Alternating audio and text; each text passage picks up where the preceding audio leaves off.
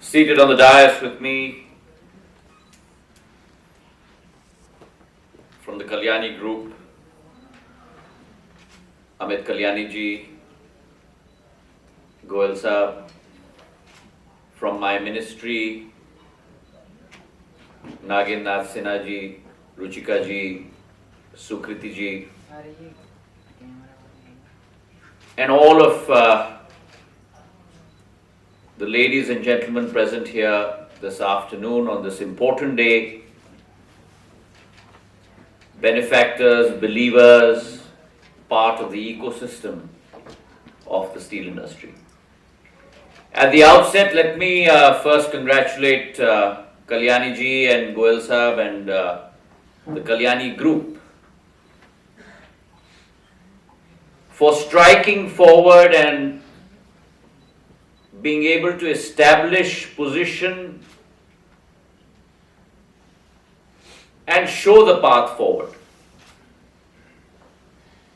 to the steel industry and to other infrastructure industries of what it means to create a paradigm shift in production processes, keeping in mind the environmental issues as well as climate change, which are predominant in the world today.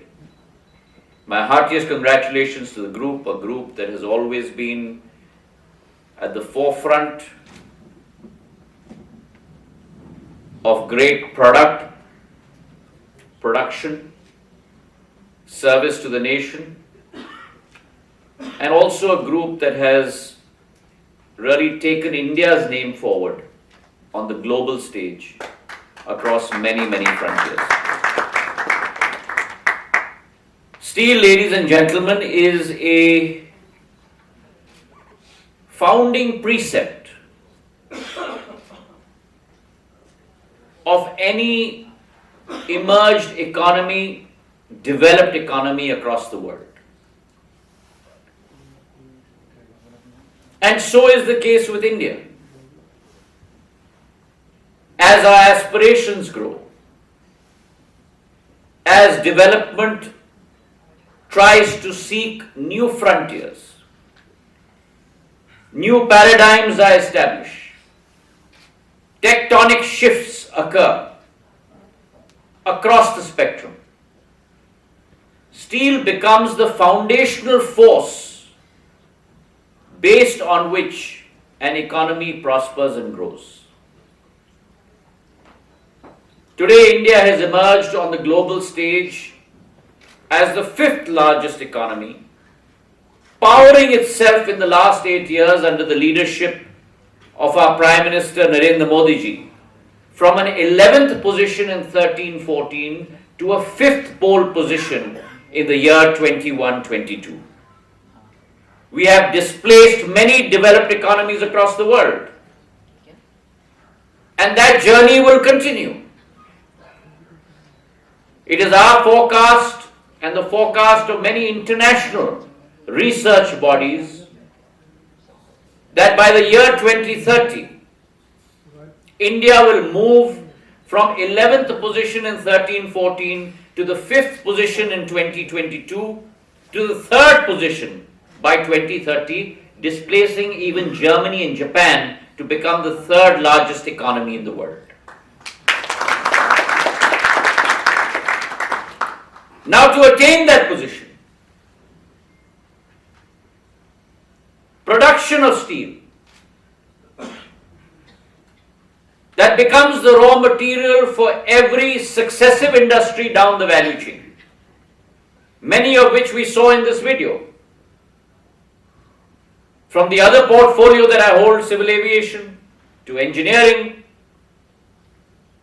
to fundamental development, whether it is schools or hospitals, steel is the primary ingredient that takes an economy forward. And we progressed a lot in the last 8 years. From a production capability of close to 100 million tons per annum. We are today at 150 million tons per annum. And our target is by 2030 to double our current capacity of 154 million tons per annum to 300 million tons per annum. From an actual production basis, from a base year of 13-14 at 80 million tons, we are today at 120 million tons. And we aspire to go to 240 million tons by the year 2030. So we are a sector that's on the move. And because our sector is on the move, India is on the move. But keeping that in mind, looking at the increase in per capita consumption from 54 to 77 today, we hope to reach close to about 150 to 200 by the year 2030. But today it's also important, as we have become and donned the mantle of the second largest producer of steel in the world, that we also become a responsible producer of steel in the world. And therefore the government has put in place a national green steel policy, because that is where the world is headed in any case. There will come a time in the near distant future when today's raw materials that are used for steel production, be it iron ore, be it coking coal, will no longer be a viable option, not necessarily from a cost structural parameter, but from a ESG parameter, environmental, social, governance parameter. And therefore we have to prepare ourselves for that eventuality today. And here is another example where government and private sector have to work together to make that thought into a reality, to make that vision into a reality. And the National Green Steel Imperative of the Government of India seeks to do exactly that. We are looking at both demand side drivers as well as supply side drivers. On the supply side, we are looking at 5 basic components. The first is energy efficiency, which Amit has spoken volumes about, how the country has to move much more towards renewables. Today we have roughly about 177 gigs of renewable power in our portfolio in India. But it's the Prime Minister's resolve and his commitment in COP26 that in the years to come we are going to increase that to 500 gigs, purely of renewable power. And through renewables, you can cut down the CO2 emissions of steel by close to about 10 to 15%. Along with that, there are many other elements that we have tried to use in this process, whether it be the Perform Achieve trade scheme of the Government of India, whether it be the BAT scheme, the Better Alternative Technology schemes, and all of them together have contributed to almost a 15% cut in CO2 emissions as we speak. The second pillar that we look at is, along with energy efficiency, which covers BAT and PAT, and renewable efficiency, the third pillar is resource efficiency. And the ability to look at materials that will cut down CO2 emissions. And there are 3 very ready-made options in front of us. The first is the area of pellets. The greater the pelletization in India, the greater the beneficiation in India. Every 1% increase in Fe content of iron ore results in a 1% lower consumption of coke in the process. And the less coke that you consume, the lesser CO2 emissions occur. The use of plastic, not necessarily as a raw material, but in the process of the value chain. And the third most important is the use of scrap. The greater the use of scrap, the more you can lower emissions. And today India uses 26 million tons of scrap on an annual basis. Domestically supplied 4 million tons, internationally supplied 30 million tons out of a production of 120 million tons, which means roughly 22.5% of our steel today is produced from scrap alone. The fourth pillar that we need to look at is the futuristic possible use of green hydrogen.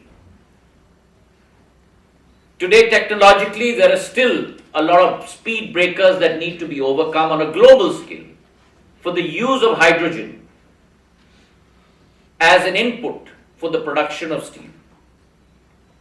The costs of hydrogen are roughly about $6 a kilo. And it's only when it comes down to about $1.50 a kilo that it makes economic sense in the use of steel. Those issues of storage, production, all I believe, using the concept of the technology curve, will be overcome in the next 3 to 5 years. And the final pillar on the supply side is carbon capture, utilization and storage. Now, CCUS is an area where we are already concentrating on in India. The capture of carbon, the utilization of CO2, and the sequestering of it, and the storage of it. All of that are parts of the value chain that still need to be explored. On the demand side, there are two very clear drivers that we look at. The first is the capability to raise awareness across industries within India. And whether that means we look at eco-labeling of products, whether we raise awareness of consumers across the board, all of these are measures that we can look at for increasing the capability and the demand for green steel. The final part on the demand side is to look at maybe mandating a certain part of production of steel through green steel. I think that is something also that all of us as stakeholders should explore. Because if you look at roughly a 30% premium that we can give for green steel, and let's assume a number, but let's assume if you look at a 20% requirement of green steel production, you're looking at roughly close to about 1.26% increase in project costs. And considering that 20% of India's steel production today is used for government projects, I think that is an avenue that one can explore in the future as well. So that to us is the composition of the kaleidoscope that we need to look at. Today is a sunrise day for the steel industry. We have amongst us a group that has been socially very conscious, a group that has always tried to innovate, and I think Sir Loha's effort, where you look at using scrap to produce steel, where you look at using renewable energy as a power source, where you look at alternatives in terms of furnace oil for the process, and I think the end result, as Ruchika ji said, a 0.14 CO2 to total crude steel produced ratio, I think we must have a round of applause for what Sir Loha has been able to perform. I think they have in many ways shown the light for many industry majors to emulate. And on this day, whilst I congratulate the Kalyani Group for what they have started on a pilot project basis in their Sarloha plant, I think is a day that we must as a country, we must as an industry, and we must as stakeholders commit ourselves to a greater production of green steel, a green steel that is environmentally conscious, because at the end of the day, both you and I, as stakeholders in this industry, both you and I, as stakeholders in this country, both you and I, as stakeholders of Mother Earth, hold her resources, her environment, in a fiduciary capacity for the generations to come. And therefore, as socially responsible individuals, we must pledge ourselves to this goal as we move along towards becoming one of the larger and most developed economies in the world under the leadership of our Prime Minister Narendra Modi ji. Thank you very much for having me.